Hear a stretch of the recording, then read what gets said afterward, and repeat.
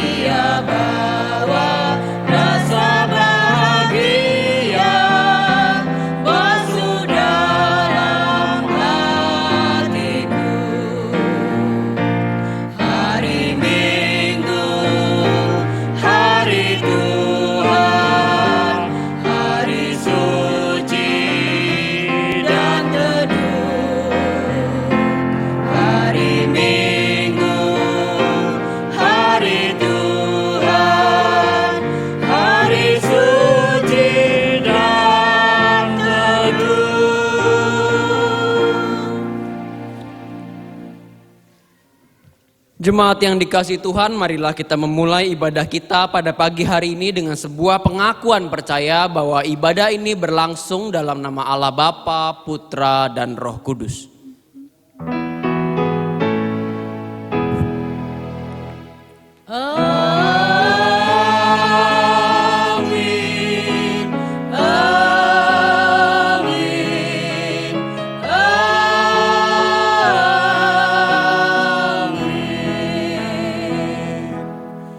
Damai Kristus besertamu.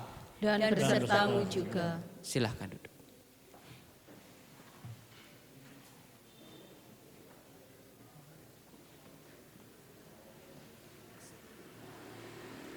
Jemaat yang dikasihi Tuhan, setiap orang memiliki cara pandangnya tersendiri dalam melihat keberhasilan dan kesuksesan.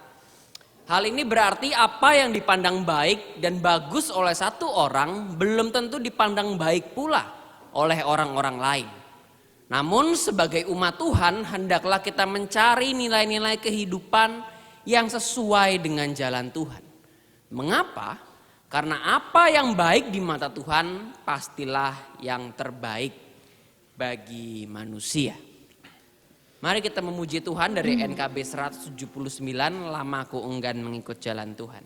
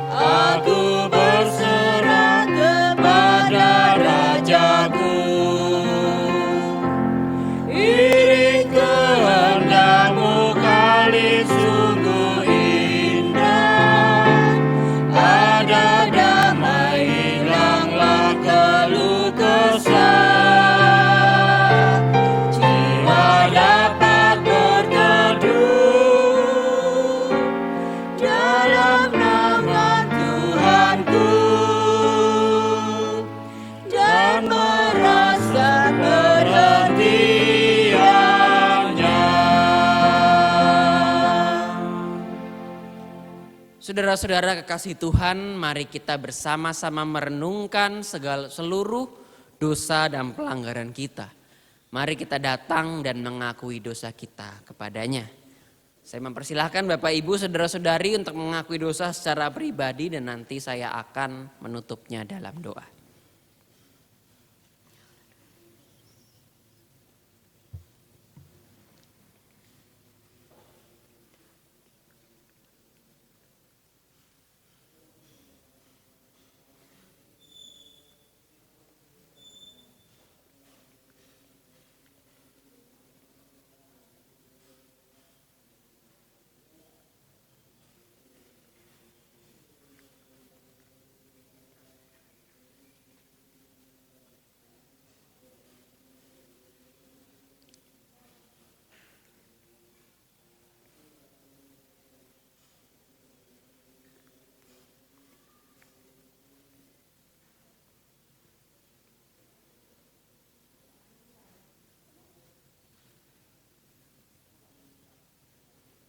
Tuhan, ampunilah kami manusia yang berdosa. Kami yang gemar melakukan kesalahan di hadapan-Mu baik disengaja maupun tidak disengaja. Kami yang melukai hati sesama kami. Kami yang mencederai hubungan kami dengan Tuhan. Tuhan, kami memohon pengampunan. Kami memohon agar Engkau menolong dan merangkul kami kembali. Engkau merengkuh kami dalam cinta. Sehingga kami bisa merasakan sungguh kemuliaan Tuhan terpancar. Di dalam segala kesalahan, di dalam segala kekurangan, kami ya Tuhan, kami memohon pengampunan dan pertolongan-Mu saja. Inilah kami di dalam nama Tuhan Yesus kami berdoa. Amin.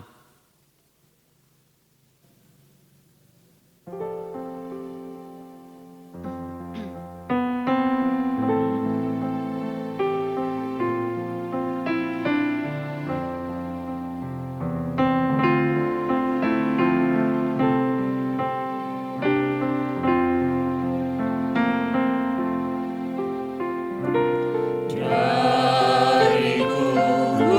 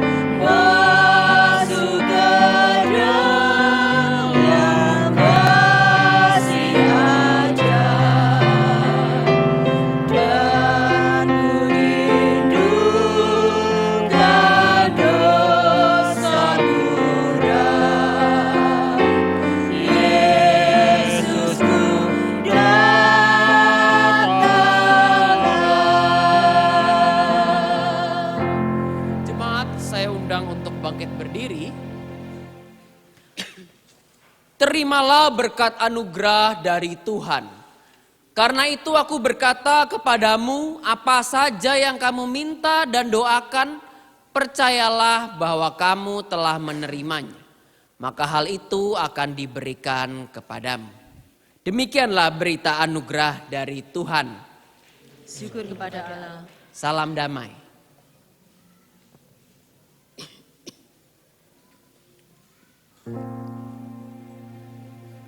Mari kita melanjutkan ibadah ini dengan memuji Tuhan dari Kidung Jemaat 183, menjulang nyata atas Bukit Kala.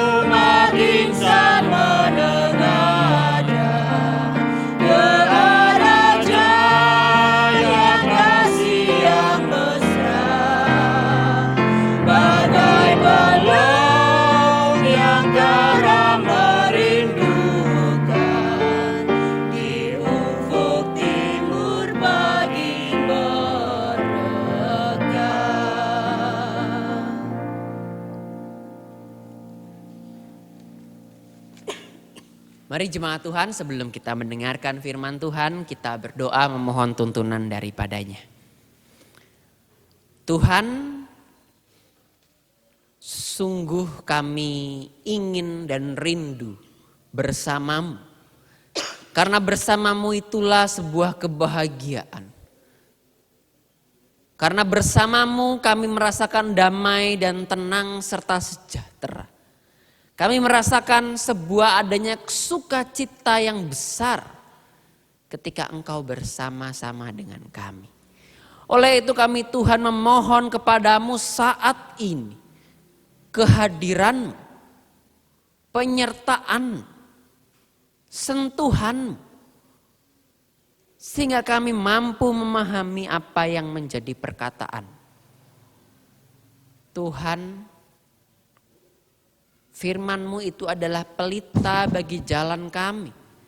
Terang yang akan menuntun kami. Garam yang akan membuat rasa dari kehidupan kami. Kiranya Engkau menolong kami ya Tuhan. Membuka mata, hati dan telinga serta pikiran kami. Supaya firman-Mu ini tidak lewat begitu saja. Tetapi firman-Mu ini mampu kami resapi dan kami pahami serta kami lakukan di dalam kehidupan kami sehari-hari. Tolong kami semua ya Tuhan, supaya kami siap menerima kebenaran-Mu saja. Di dalam nama Tuhan Yesus Kristus kami berdoa dan memohon selalu. Haleluya. Amin. Jemaat yang dikasihi Tuhan, mari kita membuka Alkitab kita dari Injil Tuhan Yesus Kristus menurut Matius pasalnya yang ke-23 ayat pertama hingga ke-12. Injil Matius pasalnya yang ke-23 ayat pertama hingga ke-12.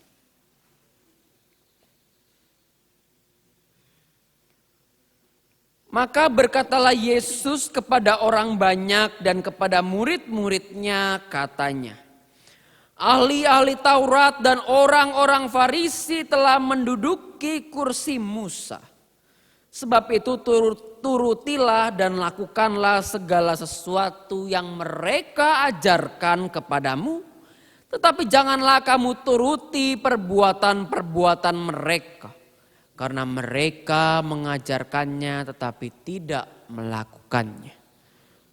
Mereka mengikat beban-beban berat lalu meletakkannya di atas bahu orang, tetapi mereka sendiri tidak mau menyentuhnya. Semua pekerjaan yang mereka lakukan hanya dimaksud supaya dilihat orang. Mereka memakai tali sembahyang yang lebar dan jubah yang panjang. Mereka suka duduk di tempat terhormat dalam perjamuan dan tempat terdepan di dalam rumah ibadat. Mereka suka menerima penghormatan di pasar dan suka dipanggil rabi. Tetapi kamu, janganlah kamu disebut rabi, karena hanya satu rabimu dan kamu semua adalah saudara. Dan janganlah kamu menyebut siapapun bapa di bumi ini, karena hanya satu Bapamu, yaitu Dia yang di sorga. Dan janganlah kamu disebut pemimpin, karena hanya satu pemimpinmu, yaitu Mesias. Barang siapa terbesar di antara kamu, hendaklah ia menjadi pelayan. Dan barang siapa meninggikan diri, ia akan direndahkan. Dan barang siapa merendahkan diri, ia akan ditinggikan. Demikianlah Injil Tuhan Yesus Kristus. Berbahagialah kita yang mendengarkan firman Allah dan melakukannya di dalam kehidupan kita sehari-hari. Haleluya.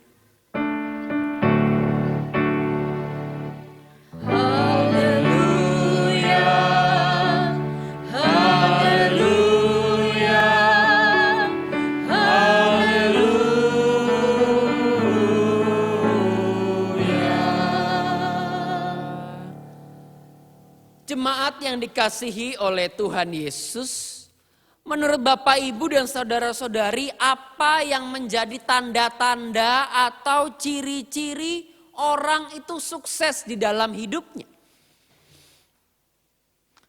Mungkin ada yang mengatakan kalau sudah punya pekerjaan yang tetap atau penghasilan yang besar. Mungkin kalau sudah punya harta yang melimpah. Ada juga yang mengatakan kalau sudah punya keluarga, sudah punya suami, sudah punya istri, sudah punya anak, sudah punya cucu, dan lain-lain. Ada yang juga mengatakan kalau saya merasa sukses, kalau keluarga saya itu hidup mengikuti jalan Tuhan. Penuh dengan cinta kasih di dalam diri Yesus Kristus dan lain-lain. Nah Bapak Ibu, semua orang memiliki pandangan yang berbeda-beda mengenai tanda atau standar kesuksesan seseorang di dalam hidupnya. Namun Bapak Ibu, kita harus juga mengakui bahwa kita hidup di zaman yang segala sesuatunya berubah dengan sangat cepat. Apa yang kita anggap baik dan sukses belum tentu disetujui oleh orang lain. Terutama mungkin bagi orang-orang atau generasi-generasi muda. Misalnya saja Bapak Ibu, menjadi seorang pegawai negeri sipil atau PNS adalah pekerjaan impian dari generasi-generasi yang mungkin umurnya sudah umur 40-50 ke atas begitu ya. Bekerja dari pagi sampai sore terjadwal begitu ya, dari jam 7 atau dari jam 8 hingga jam 5 sore dengan gaji yang tetap terjadwal setiap bulannya dan naik setiap tahun dan memiliki tunjangan serta masa tua yang terjamin. Wah, ini adalah pekerjaan yang sangat ideal. Tetapi sekarang ini anak-anak muda memiliki pandangan yang lain. Pekerjaan yang ideal itu tidak harus seperti itu. Tetapi bagaimana pekerjaan itu harus sesuai dengan passion atau minat mereka. Misalnya saja pekerjaan yang cukup populer di antara kalangan muda sekarang ini adalah menjadi YouTuber Bapak Ibu. Menjadi seorang YouTuber, membuat video dan diupload setiap hari atau minggunya.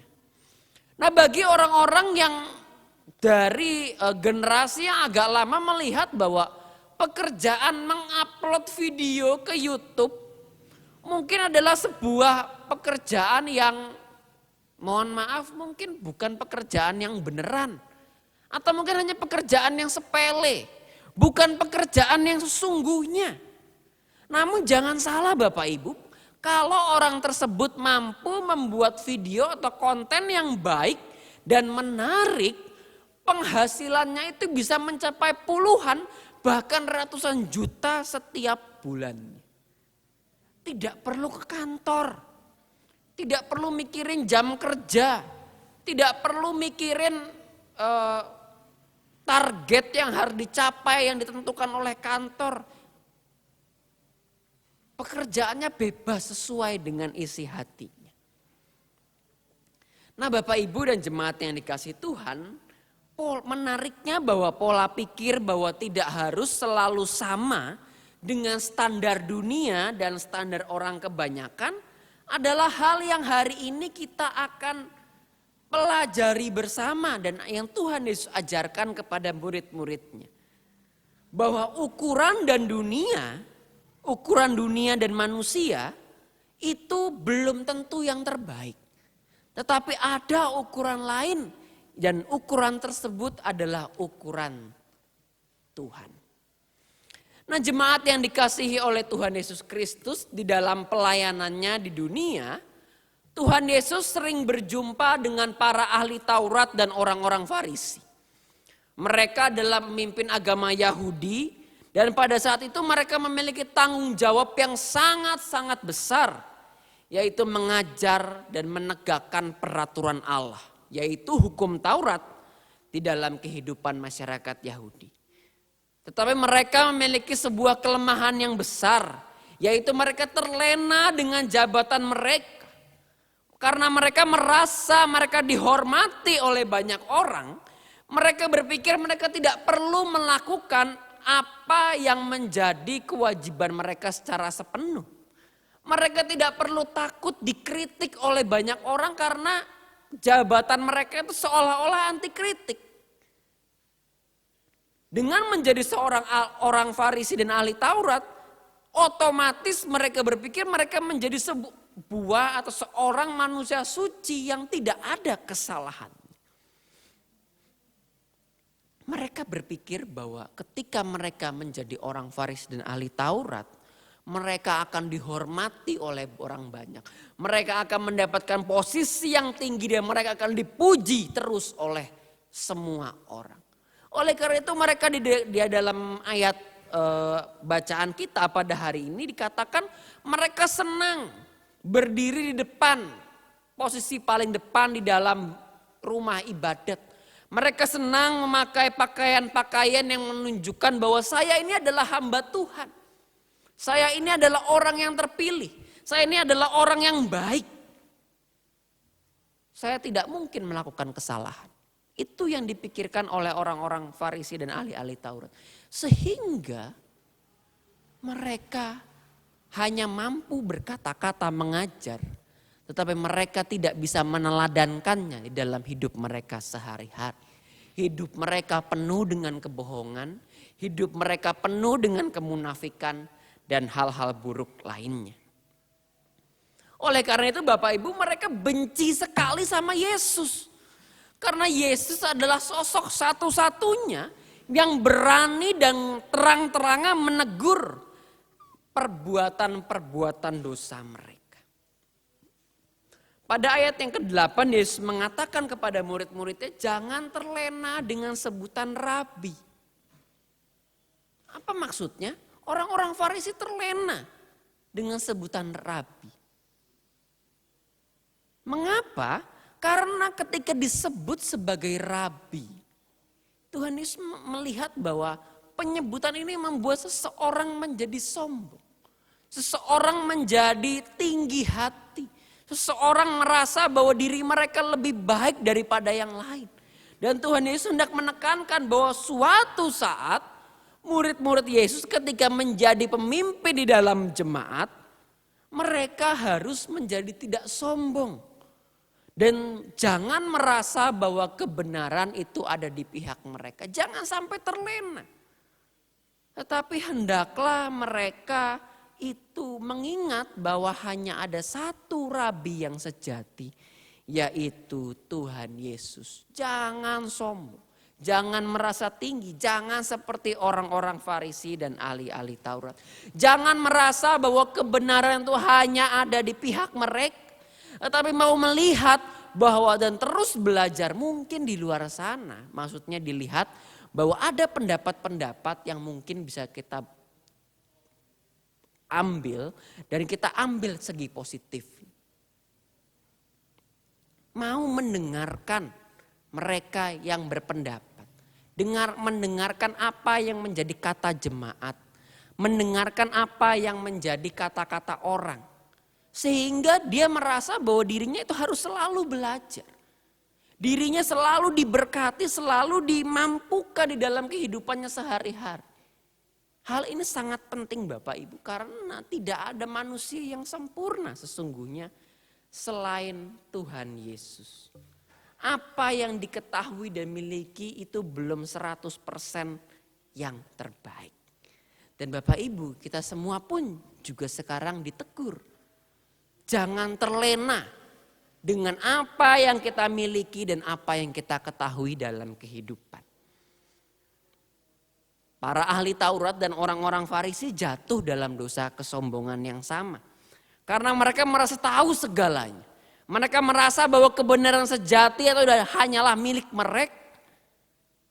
Tapi marilah Bapak Ibu kita menyadari bahwa kebenaran sungguhnya itu hanya milik Allah. Kita diajar untuk terus mencari kebenaran tersebut dengan membaca dan merenungkan firman Tuhan. Mau mendengarkan apa yang menjadi perkataan teman-teman kita, keluarga kita, sanak saudara kita. Jangan kita merasa diri kita yang paling baik dan sombong. Karena Tuhanlah yang terbaik dan sesungguhnya layak ditinggikan. Nah, jemaat yang dikasihi Tuhan yang kedua adalah ketika seseorang mau belajar kemudian dan membuka hati dan pikirannya. Maka hendaknya mereka tidak mengandalkan diri mereka. Tetapi hendaknya mereka mau bersandar kepada Tuhan semata. Kitab Mika 3 ayat 5-12 menceritakan bagaimana Nabi Mika menegur para nabi pada saat itu. Para nabi lainnya yang bertugas untuk mendampingi dan memberikan nasihat kepada raja yang memerintah. Para nabi pada saat itu tidak menjalankan tugas mereka dengan benar. Karena mereka tidak menegur sang raja ketika mereka melakukan kesalahan. Tidak menegur sang raja ketika mereka berbuat jahat. Karena kenapa? Mereka takut tidak disukai oleh raja dan nanti mereka diusir dari istana. Mereka takut bahwa kehidupan yang selama ini sudah dibangun dengan baik. Posisi mereka yang dihormati oleh orang itu akan hancur berantakan kalau mereka berani melawan raja. Ini Bapak Ibu kita melihat ada sebuah kemiripan antara nabi-nabi pada zaman Nabi Mika dan juga para orang ahli Taurat dan orang-orang Farisi. Mereka hanya peduli dengan jabatan mereka hanya peduli dengan kekuasaan mereka. Dan pada akhirnya mereka tidak melakukan apa yang menjadi tugas mereka sebagai umat, sebagai nabi Tuhan. Dari jabatan dan posisinya Bapak Ibu, mereka kelihatan sebagai orang yang baik. Mereka kelihatan sebagai orang yang dekat dengan Tuhan. Tetapi sesungguhnya mereka jauh daripada Tuhan. Mereka tidak bersandar kepada Tuhan dan lebih memilih untuk mengandalkan diri mereka dan orang lain.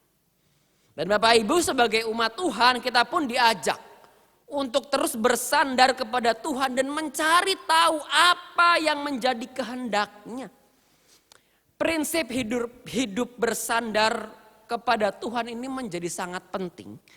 Karena harus disadari Bapak Ibu bahwa kita semua adalah manusia yang lemah. Kita manusia yang penuh dengan kesalahan.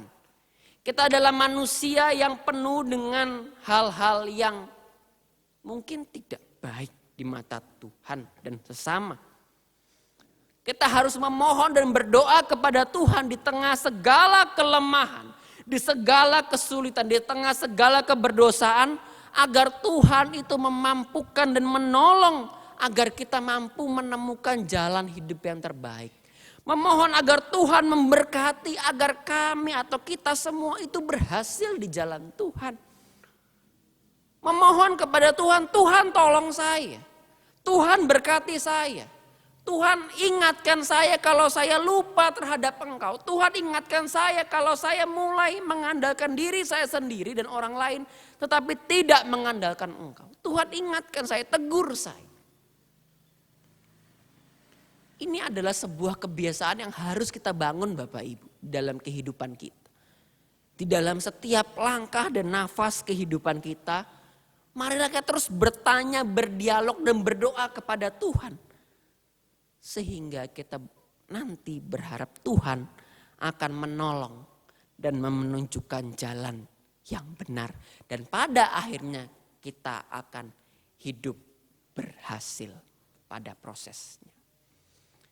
Jemaat yang dikasihi Tuhan, langkah terakhir yang untuk bisa berhasil di jalan Tuhan adalah kemudian tetap merendahkan hati di hadapan Tuhan dan sama manusia.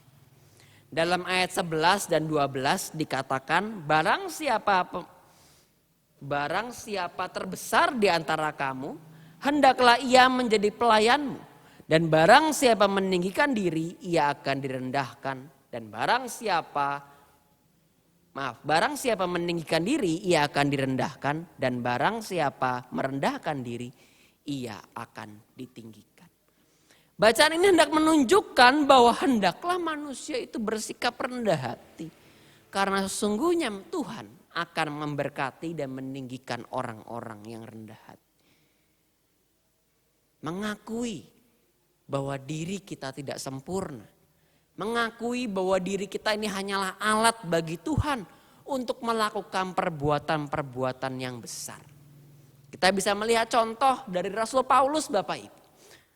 Rasul Paulus dalam pelayanannya di dalam jemaat-jemaat tidak pernah membanggakan dirinya sebagai orang yang hebat dan yang besar. Tetapi ia selalu bersuka cita karena Allah telah memakainya, Allah telah memilihnya untuk membangun jemaat Tuhan. Kisah hidup Rasul Paulus sangat tepat menggambarkan bagaimana seharusnya murid Tuhan itu bersikap dan bertingkah laku. Kita mengenalnya sebagai Rasul Tuhan yang sangat-sangat berhasil. Tapi kita juga mengetahui bahwa Rasul Paulus pada mulanya adalah sosok yang sangat pada mulanya membenci murid-murid Tuhan dan Tuhan Yesus pada awalnya. Ia meyakini sebuah kebenaran pada awalnya bahwa pengikut Tuhan percaya gitu ya, bahwa pengikut Tuhan adalah orang-orang yang layak disiksa dan dibunuh karena mereka membuat kekacauan dan keonaran di masyarakat. Tetapi Tuhan Yesus menghardik atau istilahnya menangkapnya dan menjadikannya Rasul Tuhan yang sangat setia. Segala kesombongan Rasul Paulus yang tadinya menganggap bahwa dia adalah orang yang suci, orang yang paling baik. Ia adalah seorang Yahudi murni, berasal dari suku Benyamin yang melakukan hukum-hukum Taurat, seorang Farisi. Tetapi kemudian dia melepaskan itu semua kebanggaan dan menyerahkan dirinya seluruhnya kepada Tuhan. Merendahkan hatinya kepada Tuhan dan sama manusia. Merasa bahwa dirinya itu hanyalah alat yang dipakai oleh Tuhan untuk memuliakan Allah dan juga menolong sesamanya. Dan Bapak Ibu dan jemaat yang dikasihi Tuhan, hendaknya kita sebagai umat Tuhan juga berlaku demikian. Ketika kita mau berhasil di jalan Tuhan, pegang terus sikap rendah hati dan mau belajar untuk diubahkan dari jalan-jalan yang lama. Mau menerima perbedaan pendapat di dalam sebuah diskusi, tidak egois dan mau mendengar. Mau melihat dan berubah apabila kita melakukan kesalahan yang fatal. Di saat itulah Bapak Ibu umat Tuhan akan terus dibimbing dan pada prosesnya pasti akan menjadi berhasil di dalam jalan Tuhan. Jemaat yang dikasihi Tuhan Yesus Kristus, pada akhirnya saya mengajak kita semua untuk terus memperbaiki diri. dan memeriksa diri kita. Jangan selalu menganggap bahwa apa yang kita ketahui dan kita miliki adalah sebuah hal yang final. Tetapi marilah kita mau berdiskusi dan mau terus belajar akan hal-hal yang baik. Tentu iman kita kepada Tuhan Yesus itu adalah hal yang terbaik. Itu tidak bisa diganggu gugat. Tetapi ada hal-hal lain Bapak Ibu. Mungkin di dalam hidup kita yang mungkin bisa kita periksa kembali. Mau kita dengar pendapat dari anak-anak kita, dari generasi-generasi muda. Sehingga mungkin hal tersebut bisa membawa hidup kita, bahkan gereja kita menuju arah yang lebih baik. Menjadi semakin bertumbuh dan berkembang. Dan pada akhirnya bisa berhasil di jalan Tuhan. Teruslah berdoa. Teruslah mohon bimbingan dan tuntunan dari Tuhan. Jangan terlena dari apa yang kita miliki. Tetapi teruslah bersandar kepada Tuhan. Dan rendahkanlah hati kita senantiasa. Tuhan memberkati kita semua. Amin. Ya, mari jemaat Tuhan bersama dengan Tuhan di segala abad dan tempat. Mulai kita berbaharui iman percaya kita dengan mengucapkan pengakuan iman rasuli. Demikian. Aku percaya pada Allah, Bapa yang Maha Kuasa, Khalik langit dan bumi, dan kepada Yesus Kristus, Anak yang tunggal Tuhan kita, yang dikandung dari Roh Kudus, lahir dari anak darah Maria, yang menderita sengsara di bawah pemerintahan Pontius Pilatus, disalibkan, mati dan dikuburkan, turun ke dalam kerajaan. Pada hari yang ketiga, bangkit pula dari antara orang mati, naik ke surga, duduk sebelah kanan Allah, Bapa yang Maha Kuasa, dan dari sana yang akan datang menghakimi orang yang hidup dan yang mati. Aku percaya kepada Roh Kudus, gereja yang suci dan am, persekutuan orang kudus, pengampunan dosa, kebangkitan orang mati, dan hidup yang kekal. Ya, silakan duduk kembali.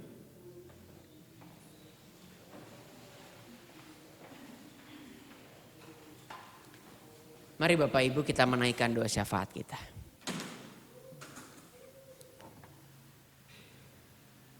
Tuhan, kami sebagai umat Tuhan mau untuk terus berhasil di jalan Tuhan. Tapi untuk mendapatkan hal tersebut kami berdoa agar Engkau menolong kami. Supaya kami jangan terlena akan hal-hal yang telah kami miliki. Membuat kami terus mau bersandar kepada Tuhan. Dan juga terus merendahkan hati kami di hadapan Tuhan dan sama. Tolong kami ya Tuhan, supaya kami mampu melakukan hal-hal tersebut. Sehingga kami pada akhirnya bisa melakukan yang terbaik demi kemuliaan nama Tuhan. Pada saat ini ya Tuhan kami ingin berdoa untuk kami semua di tempat ini. Di mana kami mengalami banyak pergumulan di dalam kehidupan ekonomi, di dalam pekerjaan, di dalam pendidikan kami, di dalam keluarga kami ya Tuhan. Tolong kami, di masa pandemi ini banyak sekali tantangan yang muncul, yang membuat kami merasa putus asa dan lemah. Membuat kami merasa takut akan masa depan, dan takut akan kehidupan kami ke depannya. Tuhan tolong kami Tuhan. Sertai kami, tuntun kami, pegang tangan kami. Sehingga kami mampu melewati apa yang menjadi segala tantangan dan kerikil kehidupan. Tuhan kami berdoa untuk jemaat kami yang sakit. Kami berdoa untuk Bapak Poan yang kami tahu dan kami mengetahui bahwa sedang sakit. Karena sakit kanker yang dideritanya. Tuhan, ini bukanlah hal yang mudah untuk dilalui. Kami berdoa untuk keluarga yang harus menerima kabar ini. Tuhan tolong mereka, kuatkan mereka, sertai mereka. Kami berdoa untuk Bapak Poan juga diberikan kekuatan, diberikan pengharapan ya Tuhan di dalam sakit penyakitnya. Bahwa Tuhan ada mukjizat di dalam kuasa-Mu yang mampu melakukan segala sesuatu termasuk kesembuhan pada akhirnya. Tapi Tuhan, kami menyerahkan bahwa Tuhanlah yang berkehendak. Tuhanlah yang berkuasa pada akhirnya. Dan kami hanya bisa memohon agar Engkau memberikan yang terbaik. Kami percaya Tuhan bahwa Engkau mengasihi Pak Poan dan keluarga. Dan Tuhan memberikan rencana yang indah juga kepada mereka. Berikanlah kesembuhan. Berikanlah yang terbaik. Kami berdoa untuk adik Bu Tutut, Bu Ambar yang juga terbaring lemah karena sakit ginjalnya. Tuhan tolong dia. Berkati dia, sertai dia. Berikanlah kekuatan kepada Bu Tutut, Hosea dan keluarga yang merawat dengan penuh sukacita dan penuh dengan rasa gembira. Biarlah mereka diberikan selalu kebahagiaan dan hati yang riang gembira. Berikanlah sebuah pengharapan di tengah rasa sakit yang sedang melanda. Berikanlah kekuatan kepada Bu Ambar sehingga ia bisa terus hidup dan sehat di dalam Tuhan. Kami percaya Tuhan bahwa Engkau memakai dokter dan suster, segala obat-obatan yang dipakai sehingga dapat sembuh seperti sedia kala. Kami berdoa juga untuk Cik Iyun, Omakian, Ibu Muntiana Tuhan di masa tua mereka. Biarlah Tuhan menolong dan memberkati mereka. Supaya mereka bisa merasakan ada cinta Tuhan yang sungguh luar biasa. Ada penyertaan Tuhan yang tidak pernah meninggalkan. Ada cinta kasih yang tidak pernah hilang dalam diri mereka. Tuhan, kami juga ingin berdoa untuk gereja-Mu GKI Gurah. Di tengah masa pandemi ini Tuhan, berkatilah Pendeta Emeritus Budi Bunarto dalam pelayanannya sebagai pendeta. Yang merawat jemaat-Mu di gereja-Mu ini. Berkatilah keluarganya. Biarlah mereka juga diberikan sukacita dan damai sejahtera. Kami berdoa untuk pendeta konsulen kami, Pendeta Gideon, yang Engkau telah tempatkan dan Engkau berikan bagi jemaat GKI Gurah. Kami mengucap syukur atas kehadiran Pendeta Gideon ya Tuhan. Biarlah Tuhan memberkati dia dan pelayanannya di gerejanya dan juga berkati juga keluarganya ya Tuhan. Biarlah mereka juga diberikan damai sukacita dan hati yang riang gembira. Tuhan, kami berdoa juga untuk segenap penatua, majelis jemaat, serta para aktivis Tuhan yang telah Engkau pakai dengan sungguh luar biasa. Kami percaya bahwa Tuhan telah memilih orang-orang-Mu untuk memberikan damai sejahtera dan sukacita dalam gereja-Mu. Biarlah mereka ini Engkau pakai untuk memberikan sebuah hal-hal yang baik dan sungguh luar biasa. Agar gereja-Mu ini semakin maju dan juga semakin diberkati dan memberikan dampak bagi orang-orang di sekitar. Kami berdoa juga Tuhan untuk bangsa dan negara kami. Tuhan tolong mereka. Setiap para pemimpin, para dokter, suster yang terus berjuang setiap harinya Tuhan. Untuk menghadapi pandemi ini. Biarlah segala sesuatu bisa kami lewati dengan baik sebagai bangsa dan dunia. Biarlah pandemi ini bisa berakhir ya Tuhan. Tuhan tolong mereka. Berikanlah kekuatan kepada mereka. Bagi yang sakit. Bagi yang sedang terbaring lemah. Dan berjuang untuk hidup mereka. Tuhan sembuhkan. Berkatilah keluarga mereka. Yang setia mendampingi dan mendoakan. Berkatilah orang-orang yang ditinggalkan. Sukacita dan berikanlah penghiburan yang sejati kepada mereka. Tuhan, masih banyak sekali Tuhan ingin kami doakan. Masih banyak sekali yang ingin kami katakan dan curahkan kepadamu saja. Tetapi kami mau mengalaskan doa kami seluruhnya hanya kepada Tuhan Yesus Kristus yang telah mengajar kami berdoa.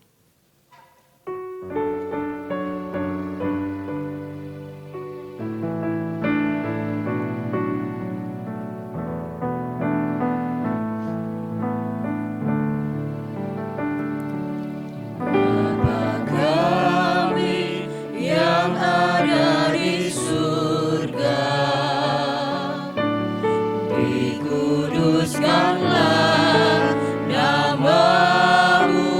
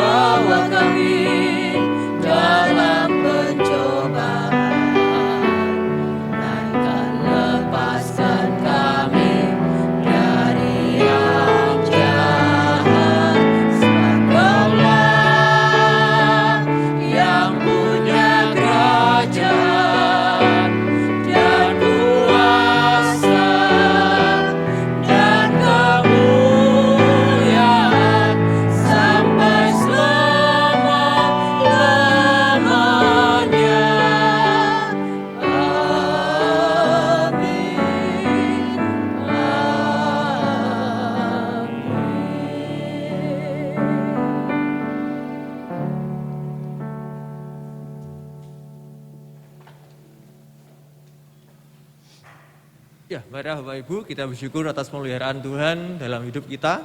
Rasa syukur ini kita akan wujudkan dalam bentuk persembahan. Seraya memberikan persembahan, malah kita mengingat firman Tuhan dari 2 Korintus 8 ayat 12. Sebab jika kamu rela untuk memberi, maka pemberianmu akan diterima. Kalau pemberianmu itu berdasarkan apa yang ada padamu, bukan berdasarkan apa yang tidak ada padamu.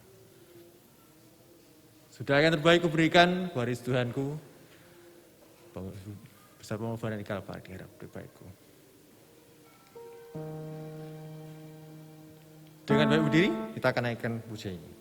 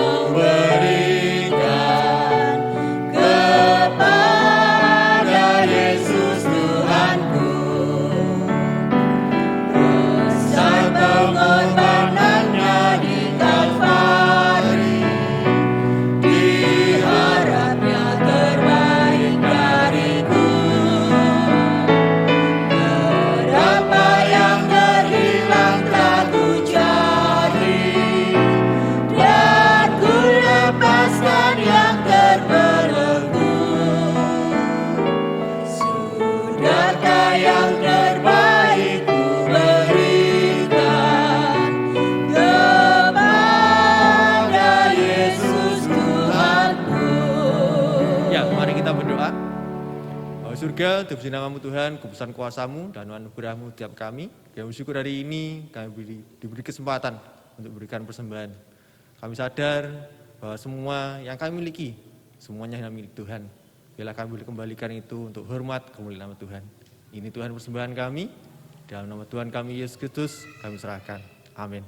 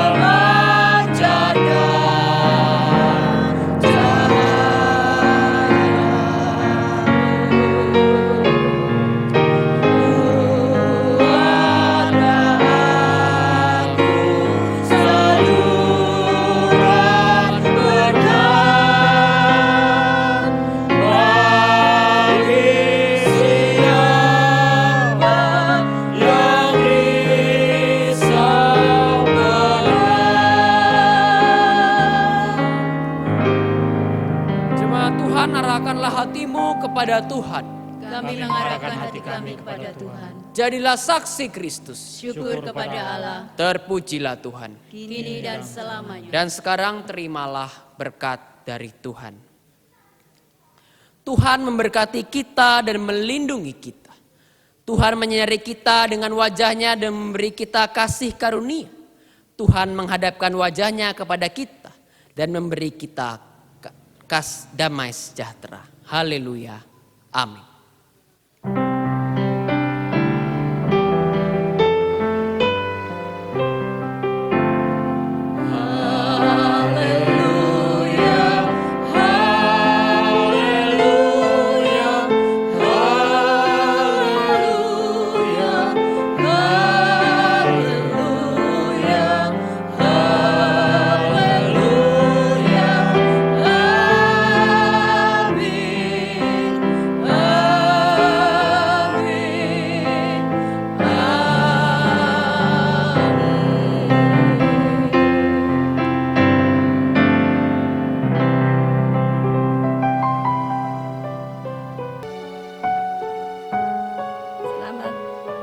Bapak Ibu, mohon perhatiannya, ini ada ralat untuk warta, untuk peneguhan dan pemberkatan nikah. Di sini di warta tertulis tanggal 15, yang betul tanggal 21, Sabtu tanggal 21 November 2020. Begitu Bapak Ibu, terima kasih. Selamat hari Minggu, Tuhan memberkati.